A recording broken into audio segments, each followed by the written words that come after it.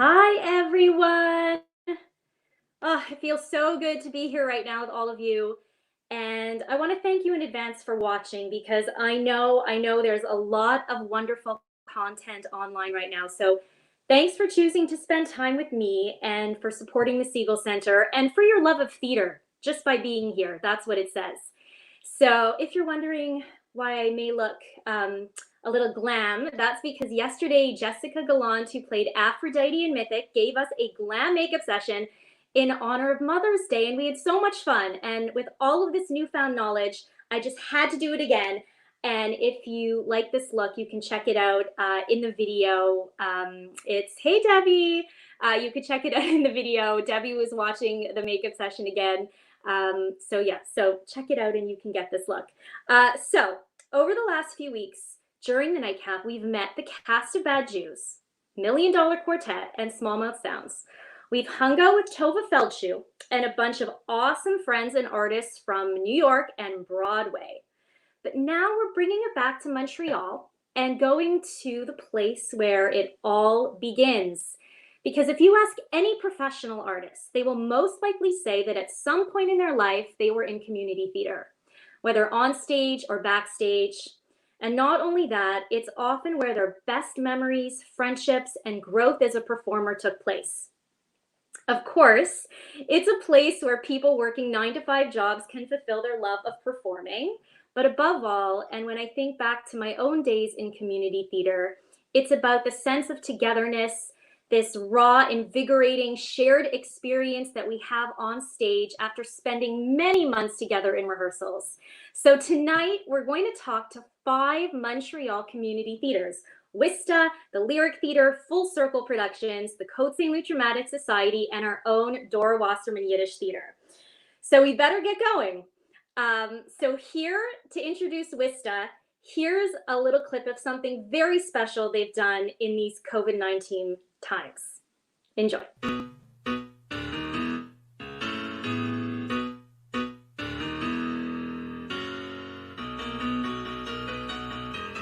I'm gonna shine like the sun when it's powerful away from my shine, shine. When it's all said and done, I won't be at your mercy. Shine like the sun, we're gonna shine like the sun. I'm taking the light, I'll be fine. I'm second to none. Second to none, and when the losing's all done, I'm gonna shine like the sun.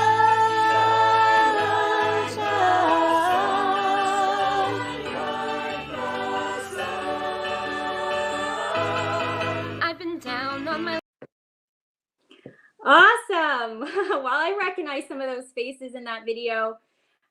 So let's welcome Ashley and Joel and Olivia. Ashley Frankel, Joel Bernstein, and Olivia Warren, Director of Marketing, longtime member and board member, and Olivia, it's your first time ever at Wista? Yeah, I've been with Wista now, it'll be since September. So this is like first everything. Okay, so I want to start with you. How did you get involved? How did that happen? I've always been, the best way I guess I can describe it, as a passive lover of theater. I've loved seeing shows, I've listened to recordings, I've just always been involved, but from like the spectator side of things. And a very close friend of mine actually was in 9 to 5 last year with the group, and I'd known about Wista for a while now, but I'd always gone like, oh my gosh, they're all so talented, like they know what they're doing, they've trained, like they're so brilliant. And luckily seeing this friend of mine do 9 to 5, I was like, okay, well, if he can do it, like maybe I can do it too. And and now that's how we're here. Awesome. So, and Joel, you've been, how many years have you been with Wista? I want to say it's been like 8 or 9 years at this point. Hard to keep track. Yeah. I can't hear you. So I'm going to throw it to Ashley for a sec and come back to you. Could you guys hear Olivia and Ashley? Could you hear Joel? Yeah. Really? Oh gosh, that's really bad. How many years has he been with Wista? He said about 8 or 9 years. Oh. He's been in it since Hairspray, so it's been since 2011. I think we did it. Oh my God. And Yeah. it's amazing to me when, like, you know, for Olivia, it was your first time, and for Joel, 8 years, and Ashley, for you, how many? I've been in it since 2009, so since even before we did at Full Book musicals. We started with Hairspray as our full book musical, but before that we had done like musical reviews. And then we've done both since then. So yeah, it's been a long time. Amazing. So just let's make sure everybody knows what does WISTA stand for? So WISTA is West Island Theater Association. You may be curious about the S. It used to stand for student, but not necessarily everybody involved is a student. So we now use it as the IS in Island. And it's a community theater group that specializes in musical theater. All of our performers are between 17 and 29 years old, but we also have all sorts of other members that are of all ages behind the scenes. We do full book musicals. We've done musical reviews, like I said. We've also do like bookings and cabaret shows, princess parties, flash mobs, all sorts of stuff. Amazing. And everything takes place in the West Island? Not necessarily. I mean, if we have bookings, sometimes they're out of the West Island. We actually did a flash mob a couple of years ago for someone's proposal in Quebec City. They had found us online, and so we went over there. But all of our main stage shows have been in the West Island for the most part, yeah. Awesome. So what were you guys what were you guys working on that you had to cancel this season? So our intention was to do The Wedding Singer, the musical, but unfortunately, because of world circumstances, we haven't been able to follow through with that. But we do hope to, that's still the plan, is to put that on at some point. We just want to make sure that all of our members and all of our audience members are safe. So definitely keep an eye out. We'll put out more information as it comes available, you know. Of course. Joel, can you say something? I want to see if I can hear you. Yeah, can you hear me? Can you hear me? Yes. Woo! Okay. So so you're a board member. So how does a community theater, if you can sum it up, how does one run? Yeah. Sure, everybody wants to do things, everybody wants to be in the show. How do you choose who directs and who gets cast and how much money you have? How does I think WISTA is a little different than some of the other theater groups because it is sort of run by committee almost. We have a board of directors that changes from year to year, but there's always some continuity, and we just vote on different decisions, but we're also very open to input from our membership. I'm actually the membership liaison on the board, so I sort of represent everyone on the board of directors. And yeah, we try and be as transparent as possible and find something that the membership finds interesting, but that the board of directors finds feasible. Feasible, right. Yeah. And you're in the shows as well? Yeah, usually. Oh, that's me, yes. So Ashley, you've been there the longest since its inception. What's your all-time favorite show? If you could redo a show over, which one would you go back to? Oh, I've been asked this question a couple of times in the last couple of weeks, actually, and my answer is always the same. It's twofold because I love to dance, so I'm in the shows as well as doing marketing, but I love to dance, so I loved doing Beauty and the Beast, and because I got to be one of the dancing napkins and the dancing wolves. But I also really loved You're a Good Man, Charlie Brown, because I got to be the little red-haired girl. Yeah, that's me over there. There you are. Yeah, and I've never had the chance to play a romantic, the romantic interest. So I liked being able to do that and play like a kid. It's very different than most other shows that we've done. So to play around like a kid and just have a great time, that was a really fun show to do. Yeah, I think that's something so much fun about community theater, especially. It's always fun. You know, you're not gonna do any shows that are making you cry unless it's from happiness. Olivia, how has the rehearsal process been? Is your first year? Would you say to someone who's considering doing community theater that it's a lot of work and a big commitment? How have you been? I would definitely say it's quite a commitment. I mean, for the show that I was in, it wasn't even a full book musical. It was just the cabaret. But it never occurred to me how much work goes into this until you're in it. Not in a bad way though. Like it was amazing. We were like together for 6 hours every Sunday, like nonstop, just going. But you're having so much fun and you're learning, and like Ashley said, like I'm very much a dancer as well. So like to be drilling those routines over and over and then to see it come together, like it was so impressive to just watch it go from like the start where we're all like fumbling over our own feet trying to find our footing to like seeing it come together and being like, oh my gosh, no, this is like a full show. This is a full production. Like it's intense, but it's one of the coolest experiences I've ever had by far. Well, you see, there's tons of comments coming in. Best memories of my life. This was, never forget it. There's this, everybody seems to feel that way.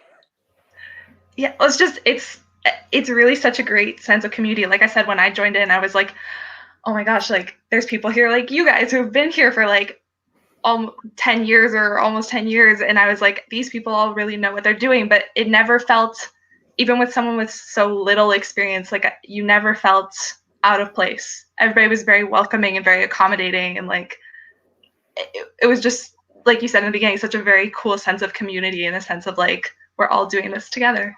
Yeah, certainly feels missed right now. Wista family. Yes. So I want to give our viewers a little taste of the magic, because thank you. You sent us some footage from the Addams Family. What year did that take place? We did that in 2018, because 2019 was 9 to 5, so that was the year before that. Okay, awesome. So let's show the clip and we'll come right back to you. Grandma!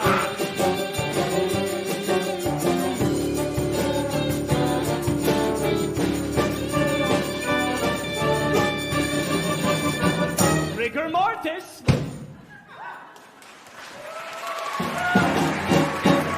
Death rattle.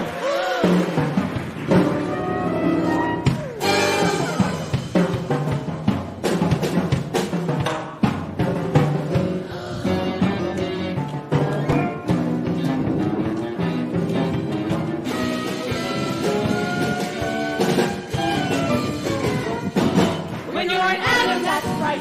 When you have a very special duty night out with the Addams. When you're an Addams with one life, you're obligated to the class. It's family first and family last and family by and by.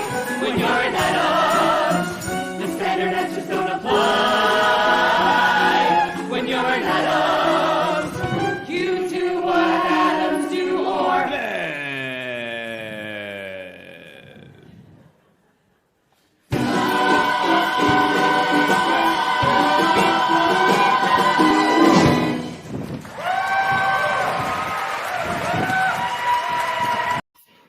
Wow! Yay! It's such a treat to see so many people on that stage together. It's rare to find in professional theater unless you're in New York. So to see so many people up on stage and with that incredible band. Someone tell me about that band. There's Mel in the middle. I spotted. And that choreo is Debbie. Love, and there. Hi, Anissa. We're going to see very soon. That band was incredible. You all look so wonderful. So very quickly, for Wista, on your bucket list show, what do you want to do when we come back? What show would you love to see Wista put on stage? Oh, good question. Somebody else start and I'll think on it. So many. Don't think business decision. Think like I'd like to do In the Heights. I don't know. This feels like a very random answer, but it's because I have a very specific moment in my head. There's a musical called All Shook Up, and it's like an Elvis jukebox musical, and it's because there's like a version of Can't Help Falling in Love that like it's a giant ensemble number, and I think it would be so cool to see like how we could play with that and make that moment happen, because in my head it's like magical and beautiful and wonderful, and I know we could bring it to life, but that would be my idea. Zandu. In my wildest dreams, I would love to do the show Bandstand. So much. That would be so good. It'd be And good. Joel? I gotta say, okay, I'm a huge Back to the Future nerd, the movie Back to the Future from the 80s, and they just made it into a musical, and it got shut down before it was even done its previews, but I got it right here. If I ever got to be in Back to the Future, the musical, I could die happy, so. You know, I Yeah. saw that trailer for Back to the Future musical, and it was a film. I was like, "Where's the theater in it?" But It was so good. I would love to see that. That is so cool. And I bet you just taught a lot of people something by that. Back to the Future is a musical. Oh yeah. Okay, guys, it was great having you on. Wista is loud and proud, and you guys are doing such amazing things for the community. We love seeing you at the Segal Center too, and we know that you're going to come back strong. So we'll see you soon. Thank you so much for coming on. Thank you for Okay. having us. Yes. Thank you. Thank you. We're gonna make sure everyone knows about you after. Okay. So now we're moving on to the Lyric Theater celebrating 30 years in the community. So we're gonna welcome Bob Batchelor, Kathy Burns, and Lori Ann. Hi. Hi, Lisa. See you all. The Lyric Theater, 30 years. Well, 55 lyric theater, but 30 lyric theater singers. Oh, Lyric Theater Right. singers. Oh, 30 years. That's And right. okay, I was just having this conversation with Bob. So, Kathy, why don't you give us the history of the theater versus the singers and the bridge between those two? Okay, so the Lyric started as a community theater group that did book shows for several years. I think you were in one, Lisa. Rupert, Yes. were you not? Well, Hello. I'm Dawn. my life. Yeah. And then, but they also always did these cabarets as fundraisers, and we'd put on big productions at the Centaur. Started in high schools, then moved to the Centaur Theater in around sometime in the 80s. 85, 86, 89? 1985. 85 to the Centaur with Oliver, right? Yeah. Correct. And then in 1990, Bob started the Singers, and it was a group that went on at the same time as the book show. So for a while, for several years, both were running at the same time. So people could be doing book shows, singing with the Singers, doing a Christmas concert, rehearsing. We were rehearsing in the space that we rehearsed in. We were there 4 nights a week, and then on Sundays, because you could be there Monday for the Singers, Tuesday for the show, Wednesday for the Singers, Thursday for the show, and so yeah, it was crazy, but great times. And of course, you know, I met my family there. Met my husband doing lyric theater, and my kids work with you at the Segal. They got fun too. I just saw your daughter in the Wista video. That's right. Yeah, it's in their genes. And Lori Ann, you're a part of the singer. You're a lyric theater singer. Yes, I have been for. This would have been my 13th year. Yes, that's correct. So I it's also been. Yes, sorry. no, I was saying I also noticed how everyone does double duty. You're A lot of us. yeah. So 13 years. 13 years, and I started on the board, I want to say in 2012, and I do a lot of the social media promotion, etc. for the shows. So it's a really great opportunity, not only to sing and get better as a performer, but a lot of people get involved either on the production team, whatever time they can give, and they can excel and accentuate their skills, etc. It's really great. Yeah. Amazing. And Bob, you've been there how many years? Gosh. Actually, I started with Lyric in 1980, and we were doing MAME. And the musical director who they had at the time got ill. And anyway, they contacted me and said, you know, we've heard you do things, and would you be interested? And I said yes, and I haven't looked back. I've done most of the book shows, not all of them, but quite a few. All through the 80s, the 90s, and I founded the Singers, as Kathy said. So I've been my connection with Lyric has been quite full, actually. So It's yeah. it's wild, eh? Like it seems like, have you ever wanted to take a year off, or that just doesn't occur to you? Like you can't. Well, it's not that I can't. I haven't really felt that I want to do that. Lyric is very important to me. I mean, I take it seriously in the sense that I work very hard. We try to get like-minded people who work hard, people who love musical theater but who love to sing. When we do our Christmas shows, they're totally different from the Broadway repertoire, and I think it really helps the singers improve their singing and get appreciation for this types of music. And any experience like that just, you know, really, I think, enhances what you can do. So I feel very comfortable with the role I have. I mean, as all of us, we get frustrated by all sorts of things now and then, but it's not enough to make me think I don't want to do this anymore. It's something I love, and I'm fortunate I have a place where I can go and play, you know. I've got a lot of support. I've got great people, and it's very fulfilling for me, and I think it is for our singers too. So I'm not there yet, you know. So I heard, is it true that you just came out of a Zoom rehearsal? Yes. That's incredible. So you're still staying connected even in quarantine. That's What right. was, Kathy, were you in this rehearsal?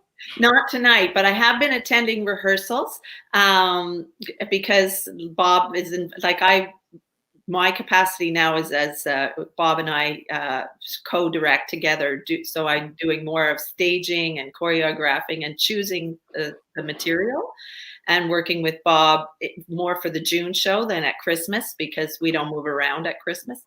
But now it's been a great way to stay connected. We would be rehearsing very, very hard right now, but instead we're getting together and singing, even though we can't hear each other. Bob goes over the parts and we sing at home, but we sit and chat a little bit before and a little bit after, and stay connected. And it just feels good to be singing together but apart.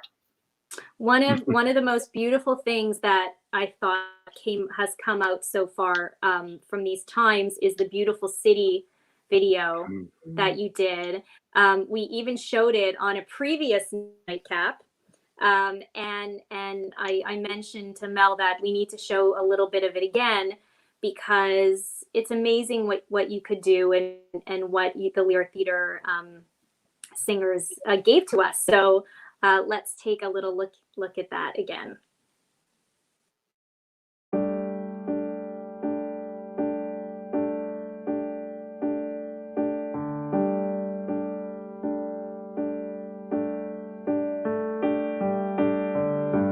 Out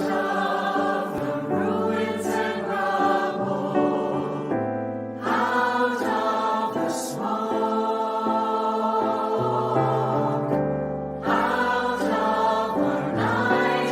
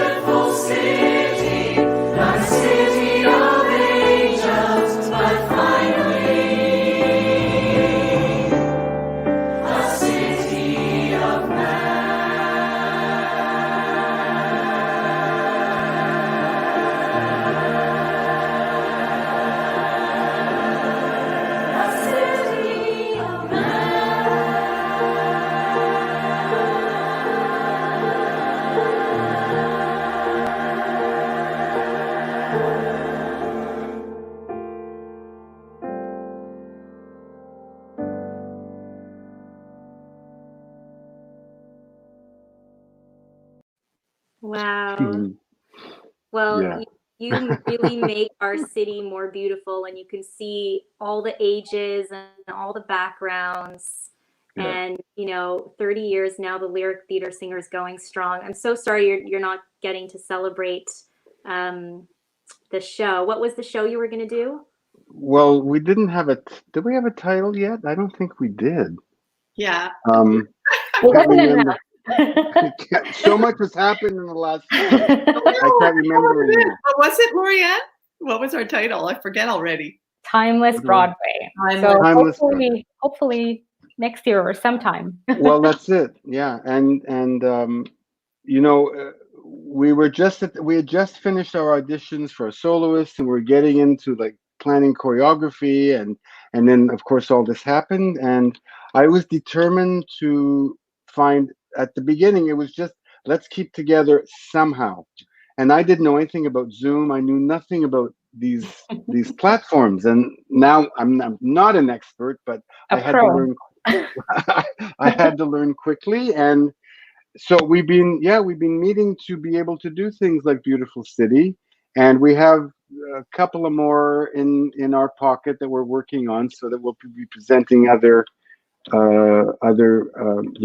videos. But it's keeping people connected, and I was when we were talking to Wista, the word that I remember people talking about community a lot, and it's not just that we're a group in the community, but we are, all of our groups, we are our own community. And I feel anyway that by doing the video, we've been able to tap into that with ourselves. So I'm happy about that, and we're just going to keep going. It's a way for us to celebrate our 30th anniversary. It's not on stage, but it's the next best thing right now. Well, thank you for being here. Loved seeing that again. So moving, and hope we can just see you back on stage as soon as possible. And we'll see you very soon. So thanks for having us. Thank you very much, Thank Lisa. you. Bye. Bye. So we're going to move on to, I think, is the newest addition to our community theater landscape. And someone will correct me if I'm wrong, but that is Full Circle Productions, the brainchild of Tracy Bronstein. So we're going to bring her in. And hi, how are you? I'm good. How are you? You're new. We're new. How new kids. new are you? Our first production was Bringing Back Broadway, and that was March 2017, which it seems like forever ago because we've done 4 fairly large productions since then. 17, then in 2018 we did Light the Lights and Evening at the Tonys, which was all reviews. And then last year was a really 6 Degrees of Broadway Separation, which was super fun. And then we did a Christmas one, and so we were like going into our fifth show, really. Amazing. We have guests too. I don't want to leave them behind. Hi, Anton and Mark. Hello. Hi. Hi, Lisa. See you. Good to see you. Hey. So Hey. Tracy and I want to just talk. You guys had a New York experience. This is like every community theater's dream right here. Oh. Like Oh my God. what happened? Bucket list. I had this idea. I had seen on some other like Broadway Facebook page that this group had done something at Feinstein's 54 Below. And I was like, wait a minute. You mean other people that aren't big Broadway stars can get on that stage? So I did some digging and contacted them, and they kind of let me know what the protocol was. And you needed to have a pitch. You needed to have a really interesting concept.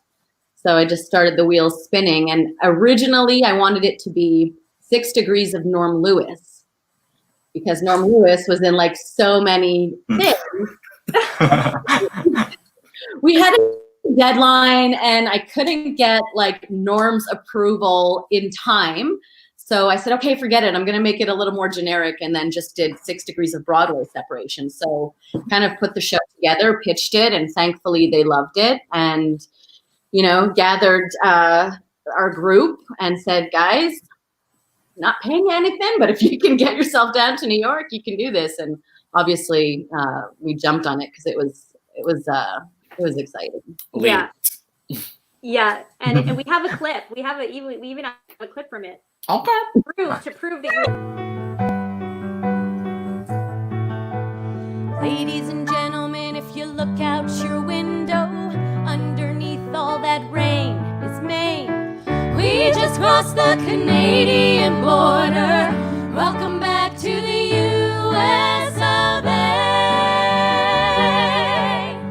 Looking out the window at the world underneath. And though he's here next to me, in a second he'll go. Looking out the window, Kevin, talk to me, please. And out the window we see A place we all know below, somewhere in the middle of nowhere, in the middle of who knows, there you'll find something in the middle of nowhere, in the middle of clear blue air. You found your heart but left a part of you behind. Ladies and gentlemen, if you look out your window, you won't want to miss this. We just entered Texas. Somewhere nowhere, in the middle of who knows, where you'll find something in the middle of something, in the middle of nowhere, in the middle of clear blue air. You found your heart but left a part of you behind. Welcome to the Rock if you come from away. Hey! You probably understand about a half of what we say. Hey! They say no man's an island, but an island makes a man. Especially when one comes from one like Newfoundland. Welcome to the Rock. Welcome to the wildest weather that you've ever heard of. Where everyone is nicer, but it's never nice above. Welcome to the farthest place you'll get from Disneyland. Fish and chips and shipwrecks. This is Newfoundland. Welcome to the Rock. An islander, I am an islander. I'm an islander, I am an islander. I'm an islander, I am an islander. I'm an islander, I am an islander. Ooh! Oh! Wow. Oh my gosh.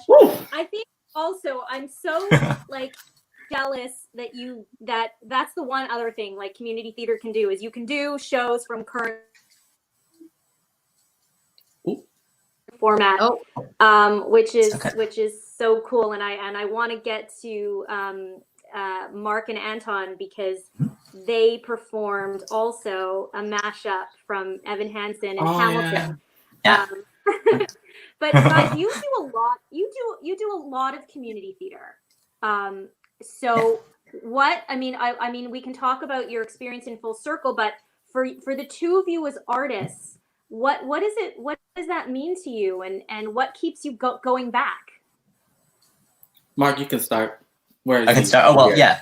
Well, I've been doing a lot of community theater over the past several years, so I've worked with many companies, and I think I just love doing different material, songs, shows, that I want to sing, and getting the chance to work with different people in the community, different styles, and have so many different strengths, and just are so inspiring in so many different ways that that's I think the people and the material are what keep me coming back. Awesome. Yeah, for me, I feel like coming out of theater school like 3-4 years ago, like I told myself that any work is work regardless of if it's paid or who's going to see it. I just love acting. I love performing, and I wouldn't say no to anything. And I guess I had a teacher in school who said like community theater is like one of the most underrated platforms there is in the theater community, and people don't give it enough light. And like after working with Whistler, I did Shrek musical Whistler. That was my first community experience, and like the amount of work that went into that show, I understood what my teacher said, and that's why I keep going back, because it's a great platform for people to just, people from all backgrounds do community theater. It's not just actors that go to school and train. You have people that are lawyers, you have people that are cooks, you have people from all walks of life that come together with a main connection, which is theater or musical theater or just the art form itself. Right. And it, you also spend many more months together preparing for that show. Mm. Yeah. It's a true labor of love, right? Because nobody's getting paid. No. So you're here because you really, really love. Yeah. Yeah. And so as a producer, it's hard work to make these shows happen. So how do you do it? Well, nobody does it alone, but we're a small team. It's myself and Sheila Engel-Katz that co-founded Full Circle. And I wear many hats, as Anton likes to joke and say, yeah, let's add on another hat, Tracy. You want Too to many hats. Producing and directing and a lot of the concepts of the shows kind of come to me at odd times. And then I'm like, yeah, that's it.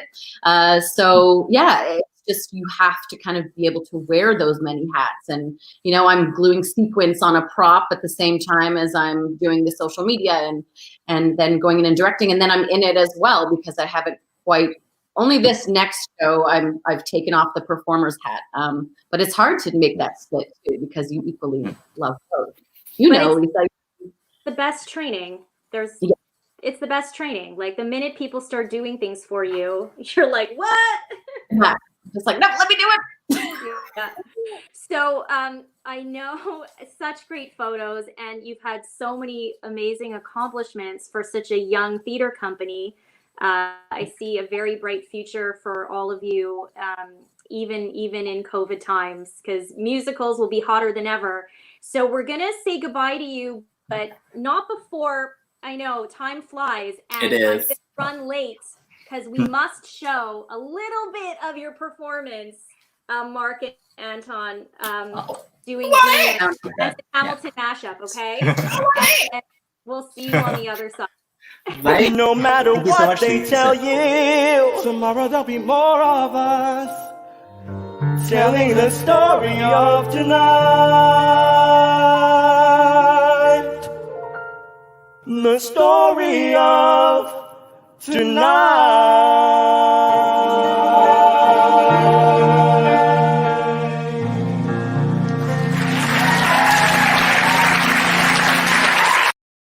Oh. Wow. Oh, so beautiful. Is there any way, is that video accessible, like on Tracy? YouTube or something for people to see? I believe it's on YouTube. Is that We gonna have go up? a channel. So Full Circle has a YouTube channel, and most of those are on. One we did from last year that Anton did. Well, that was from the same show, 6 Degrees of Broadway Separation. But yeah, it has crazy amount of views, Anton. There's like 25,000 views. Oh, yeah. So you can find a lot of those on our YouTube channel. Mm-hmm. Awesome. Mm-hmm. I'm losing a bit of Yeah, you're static. Oh, hold on. I seem to have lost. I lost you guys. Oh, we gone? We see you. Oh, happened. Okay, hold on. Can you try again? Try talking again. Hello, testing 1, 2. You're like all muted for some reason. Oh, no. Anna, It's super weird. What happened? Okay, Anna, ooh. let's see what happens. It's like live theater, but worse because I find the like tech stress, these things unbearable. Okay, guys, I'll see you after. I'm gonna bring on the Côte Saint Luc Dramatic Society and Anissa, Cameron. Oh my gosh, can't wait to see you. Hi. Hi. Oh, I can hear you. So Yay. I don't know what happened. It's like after the video, they all went. We could hear you out here in the rest of the world, but I don't know. It wasn't. We could hear you, all of you. It's all good. Let's not waste time on stupid techie stuff. It's all good. But as Tracy was talking about, doing everything, I just like hear the stories and like, or you literally makeup brush in one hand and this like what you do. But okay, wait, let's bring Justin and Ari in and join us. It's actually Linda Babbins and Ari Sterling. Yeah. Oh, right. Linda. Hi, Linda. Hi, Lisa. How Hello. are you? So, okay, Côte Saint Luc Dramatic Society time. boy, you guys do a lot. I am blown away. I'm blown away even by what just happened earlier on in this week and what you're doing. Yeah, but okay, how about we start with the present? How are you guys? You are so active in the community. How are you dealing with COVID-19 right now? Well, I mean, the number one thing, and I think this is across the board, is that our season was cut short. We're supposed to do Something Rotten, which is our big summer musical, and unfortunately, it's been postponed. We are dedicated and we're committed to producing Something Rotten as our next big production. When that will be happening is anybody's guess. I mean, luckily or unluckily, we had just finished the casting process, but we had not begun rehearsals yet when the pandemic came down. So that's, you know, both a blessing and a curse, because everybody got cast and everybody was super excited. And then we were like, guess what? We're on hold indefinitely. So that's what's happening there. And Linda was going to be our lighting designer on Something Rotten. And she was also in Cabaret last year. She played double duty last year in Cabaret as lighting designer and as Frau Schultz. Frau Schneider. Fraulein Schneider. Schneider. Fraulein Schneider. Yeah. It's the trend. It's the trend. Everyone has multiple roles. Absolutely. So so in terms of this season, we're kind of winding down and looking to the future for what will be our 10th season as the Côte Saint-Luc Dramatic Society. And so Ari Sterlin has been with us from the very beginning, from the time that she was first graduated from high school and joined the Dramatic Society. And Linda joined us during Fiddler on the Roof, and they've kind of been with us ever since, which has been so great. It's been amazing to watch its growth. You know, I bet, you know, one of the hardest parts is to turn people away. I don't know how you do that. We try very hard. I always tell people that, you know, when people are submitting, we get a lot of script submissions and people requesting shows for us to produce. I always say that the first criteria is that we cannot have a cast of less than 15, and the more the merrier. So we try to sometimes, you know, like Fiddler on the Roof, I think we were a cast of 48. Ari was my assistant choreographer on that, and she was also in it. So yeah, I think we were 48 in Fiddler on the Roof, and it just depends on the show. But we try to have at least in our musicals, between 25 and 35 people in the musicals. Joseph and the Amazing Technicolor Dreamcoat, which was last year, I believe we were a cast of 40. So that's incredible. We try to include as many people as possible. It's hard. It's hard. It's hard. It's hard, but you're doing a great job. And what's also wonderful is you don't just do book musicals, but you do original productions. You like write your own shows. I do that mainly at Bialik, where I run the theater program at Bialik. Ari Sterlin writes original shows for us for our Senior Summer Works program, which was her brainchild. So maybe I'll let Ari talk a little bit about that. I know that's what I'm talking about. I'm talking about the Côte Saint-Luc, you know, portion of the original stuff that I laugh every time at every title. Oh yeah, they're parodies of existing musicals that I write every summer. Name them off, girl. Name them off. Go. Yeah. The first one was a parody of Annie, and it was called Granny. The second one, I believe, was a parody of Chicago, and we called it Florida. And then the third one was a parody of Wizard of Oz. We called it Wizard of Oz. And then our most recent one was a parody of Mamma Mia, and I called it Grandma Mia. I mean, that's amazing. Brilliant. Because, you know, and now I'm like, I just hope seniors can get back to being together and being on stage. That's, you know, I'm looking through all these photos and how many people in the Joseph photos, like this is unacceptable. It's just I'm sure many people know that we did the producers together, and that was a cast of 40. That was huge. That was huge. And our next guest was in it coming up. Mikey Samra. That's Sam Stein. Oh, there we go. There's Sam Stein and Mikey Samra and Alicia Ruiz in the producers in Yiddish, which was in partnership with the Siegel Center and the Dora Wasserman Yiddish Theater in 2016. It was incredible. Amazing. So, yeah. And Ari Sterlin Yeah. had to do an incredible thing that, as a director, I'm sorry for, but she had to hide in a cupboard for like 20 minutes. For a very during long time. Yeah. A very small cupboard for a very long time. Was it you also who had like a broken leg? Not from producers, but I did break my foot doing the remount of Hairspray, and it was not quite fixed by the producers. Yeah. But the only reason I remember that is because I remember you in crutches and thinking to myself, only community theater people still come and show up in their crutches. Yeah, well, during the remount, I was living in Ottawa, so I was driving into Montreal to do it, and then I broke my foot. So I was pretty committed to being there for that remount, but yeah. And Linda, I have no idea how you're a lighting designer and in the show. How does that work? Tricky. It's really tricky. It's easier when I do the drama in the winter, and I'm in it and I light it, than the musical, because the musical is really demanding lighting wise. But it's fun. I wouldn't have it any other way. So amazing. You guys are such a family also, and there's so much love that comes out of that. Anissa, what's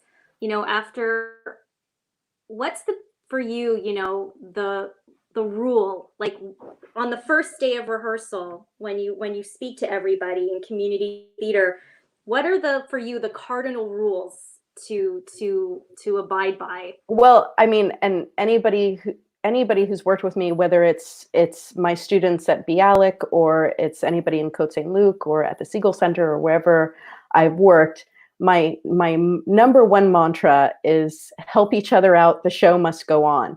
And those are words to live by, not only in the theater, but certainly in this time that we're living in right now.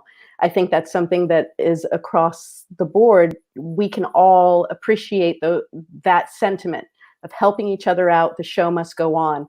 And that's what we're all trying to live, I think, right now. My second cardinal rule, which is also apropos at the moment, is arrive alive. So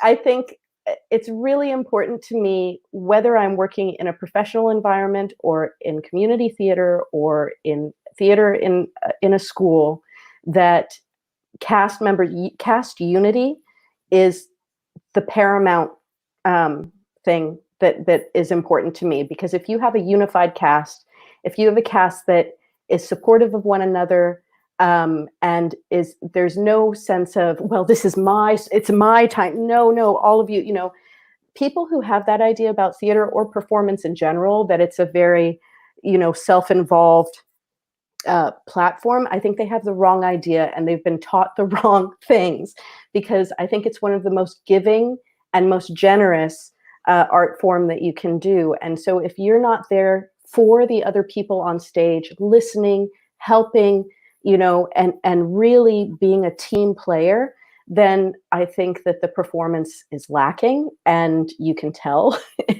in the audience that there's something lacking.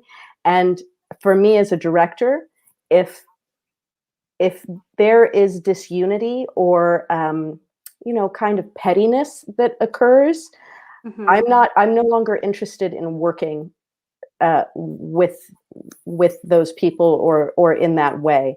It's either you're in this together as a team, and you're there to support that team, or what you're doing is counterproductive to our goal.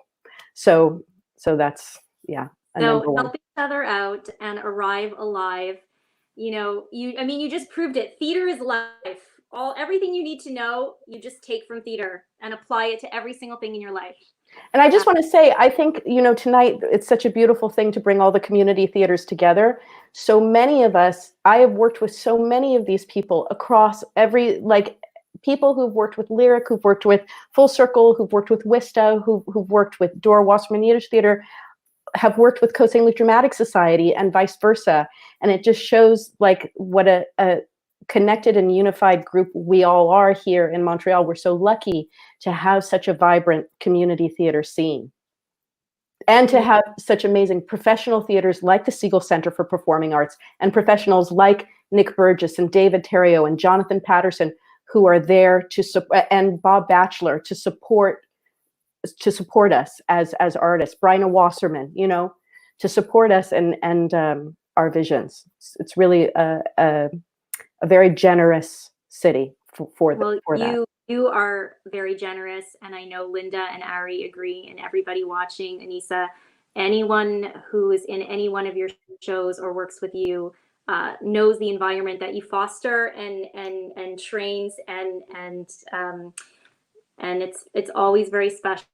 So thank you for setting that standard, because that is a standard that we all need to follow. I hate to let you go. We're going to see you back very soon, but we're coming kind of up close to the hour. So I got to get DWIT in, and so I got to get them in, and we could spend hours with them. Yeah. So I'll see you very soon. Thank you. Thank you, Lisa. So much. And Anissa and Ari, thank you. See you soon. Thank you. We're going to end with the Dora Wasserman Yiddish Theater, 60 years in the community.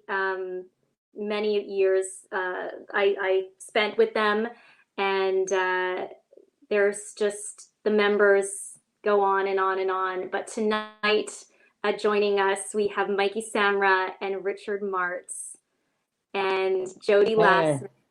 Hey.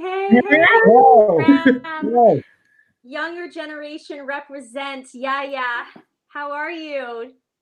Good. Nice to see you. Bram, she was talking about your mom. Yeah. Yes, I am. He's already starting. Yeah. Open the floodgates. It's a good thing you saved us for the end. Absolutely. I know. I have to cut you off and no, because I know we can go on, but I think it's nice to end with you, not only because you're a part of the Siegel Center, but because I think it's probably the oldest group, the oldest of the community theaters. And when we talk about family and we talk about community, that and in Hebrew, or Yiddish, it's mishpacha. Nothing says that more than Yiddish theater. And maybe you can each share, just what that's meant to you, what your role in the theater and performing on stage in Yiddish has meant to you over the years. Who wants to start? Mikey. Okay, fine, I'll go. So I mean, like when I think back on Yiddish theater, I mean, so many of the best moments in my life have been with theater and with Yiddish theater specifically, and you're talking about community. It is really that sense of mishpacha, like you're saying. I have adopted bubbies and adopted zaydis in Yiddish theater. I have adopted, Sam's like a cross between an adopted brother and adopted dad. And I think it really weirds out Kenny Stein, who's his actual son. He's like, why do you speak to my dad more than you speak to me? And then we have people like Richard, who are like everybody's adopted child because no one really wants to deal with him. And I mean, and then you go beyond that aspect of the stage. And I was just talking with Jesse Krolik, who's one of our board members, and he was reminding me to let everybody know that we've been calling our members, because so many of them are older seniors, and we've been calling them to make sure there are people who've been doing grocery runs for those people who don't have children or grandchildren in the city, and even myself, like as many of you know, I work at the hospital, and there's for a completely unrelated reason than COVID, there's a member of the theater who's actually in the hospital, and because they can't get family members to visit them, so I've been going to check in on the person and see that they're doing okay, and trying to liaise with the family as well. And it's a connection that goes so far past the theater, and it really approaches the area of family. So Mikey, just a little l'chaim to you for being on the front lines for us. Can't let that go by, for working in the hospital and representing all our frontline workers. So really thank you, and thank you for being here. I hope it's a little bit of a break for you. Yeah, I mean, theater's my safe space, and it's really a l'chaim to. I mean, obviously all the doctors, but even more so the nurses, and especially the préposés and all the support staff who've been working at the hospitals and the CHSLDs. Awesome. Jody and Bram. Well, I'm going to start. I'll let you talk after. Okay, go ahead. The theater for me, I was in the Yiddish theater from 89 to 91 with Dora, and we took Chalam to Chicago and to Europe and to the Soviet Union, where she saw her sister, who she hadn't seen for years and years and years and years and years. And I made some of my closest friends in that time. And then I went away to do stuff and have kids and get married. And having come back, it's just the place where I can let all the passion out, because my other job, not so much passion. And lately, when I've been walking around in my house where I've been all the time, and I see all of my cups and my plates for the Yiddish theater cast parties, I keep thinking, when are we going to have another one and have 100 people in the house again, and bring the piano upstairs and just have people on the balcony, and I just can't wait to be on the stage and have people emote, and also to have everybody here in my house again. So that's what it is for me now. Let you talk now. Okay. Go, Bram. You're a graduate. Okay, so yeah. Tell I us. think one of the huge things is, like she said, the people, because I started Yaya when I was about 10, and I really didn't know anybody there. And by the end of it, I knew everybody there. And then when I got to graduate to the adult people, I got to meet all these new people, and it was really cool. And also, I think it kind of made me a lot less shy, because when I first started, I was really shy and I didn't really talk to many people. So this kind of opened me up to all these other things. Like after I did Yiddish theater, I started writing stand-up comedy and performing that. So that was cool. Amazing. It's amazing what it can do. Oh my God. Oh my God. Are. Beautiful. Bram, when you're old enough to get Tinder, that's the photo. Yeah. That's the ticket. That's the ticket. That's a way better beard than I've been able to develop. Yeah. But I think that's going to take me like 30 years to grow without shaving. So, yeah. It's okay. Richard, very you've been very busy lately, but somehow you always manage to find time for Yiddish theater. Why? I don't know that I always find time for it. I came into the theater in an interesting time in my life when I was sort of in transition between professions, and I met Bryna back at the time, and she flattered her way into getting me on stage by telling me I was cute and asking me if I could sing and if I wanted to go to Europe. And I said, I think I can sing and I like traveling, so tell me more. And she put me on stage, and I did. Those were the days back in, I think it was the last trip that we took as the Yiddish theater in recent memory to Europe, and we performed in Vienna and in Prague and in Dresden.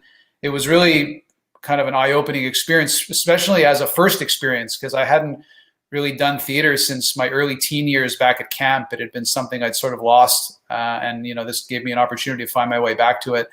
And it really is, as we joke, a little bit like the Hotel California, which is sort of like once you're in, like you're in, and even if you've done anyone that's ever done a single show, feels a really strange sense of community and camaraderie. And even if they never do one again, they feel connected to the people that were, a part of the show that they were in, and all the people they met along the way.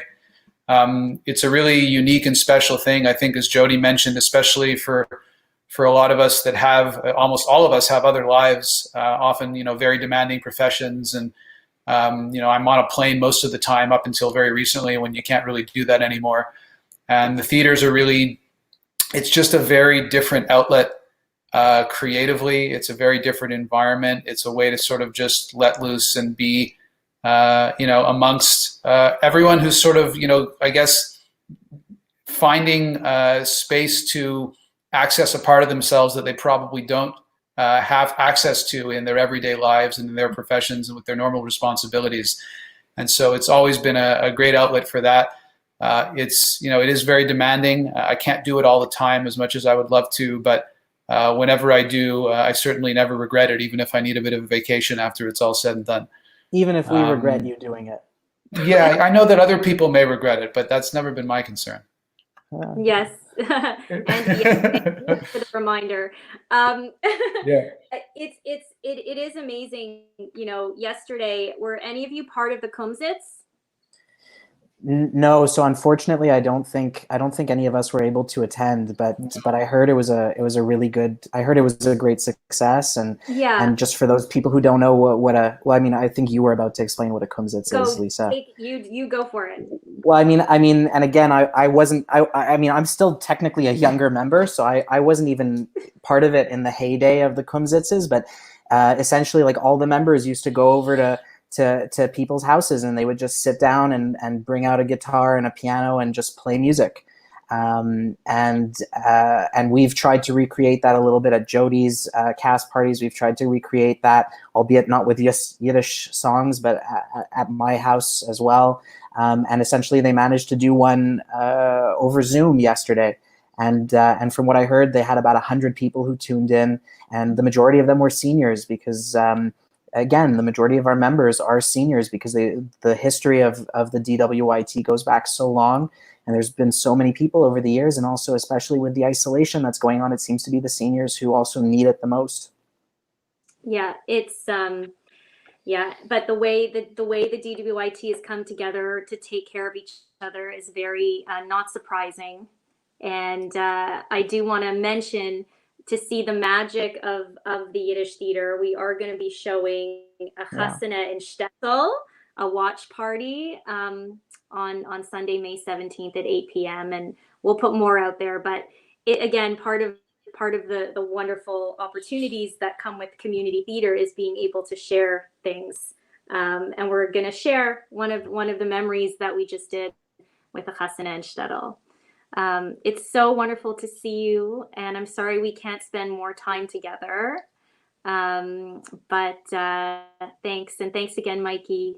And I hope you rest well. Rest up. I will. Okay, we're gonna wrap up by bringing us all together, even though I feel like we've been all together for the last hour, and bring back Wista, Ashley, and Lyric Theater Singers, and Full Circle, and Coatesville Dramatic Society. So this has been, I don't know, for me, such a moving hour, and also, like, it's put me in a state of denial because it's proven that I feel like for the performers, no one's going to have an issue to go back to the stage and perform. It's the audience, right? Mm-hmm. Yeah. And so I don't know. I mean, have you guys been talking about that in your circles? Like, what are your feelings? I think it's really hard to know. I think that's the hard part of it, to know. We just don't know, and I think being in the we don't know place is hard because we can't really make any decisions. And I think a lot of us will have to wait and see what the science is and what the government tells us to do and how the reopening is going. Because you're right, people won't come if they're frightened, you know? Yeah. I think a lot of it's going to be led by what happens on Broadway, and when, Mervish and the big players open, I think then it's going to be a little bit of a guiding force for us to know when we can follow suit, and hopefully, and maybe we need to think outside the box and trying to, coordinate these drive-in outdoor concert this summer. I'm working on trying to do something like that because we need the arts. I mean, can't go 18 months. Oh my God. I think that a lot of what COVID has done is it's really opened the discourse about what is considered an essential service. And while for reasons of survival, theater has not been on that list, we've also made it very clear that it is an essential service in the way that people are reaching out and bridging that community. And whether it's the Côte Saint-Luc Dramatic Society that's continuing to do online events, your talk shows, and everything else, we've shown that theater and the arts are an absolutely essential service. And it's kind of like, well, I mean, yeah, sure, we can go on living, but what's the point if those things aren't there? I think that one of the most beautiful things about choosing a life in the theater is that you get to problem solve every single day. You are always faced with a new challenge, and we as theater practitioners are well equipped to meet that challenge. This is a sad time, and it's a time when a lot of us have had to show a lot of detachment. But it's also a time of great innovation and opportunity. And I think that a lot of what we're seeing from the performing arts all over the world is that we as an artistic community globally are up for the challenge, and are innovating and are finding new ways to reach people through the online medium. And that I believe that the innovations and ideas and cool things that are coming up right now will be with us now for always.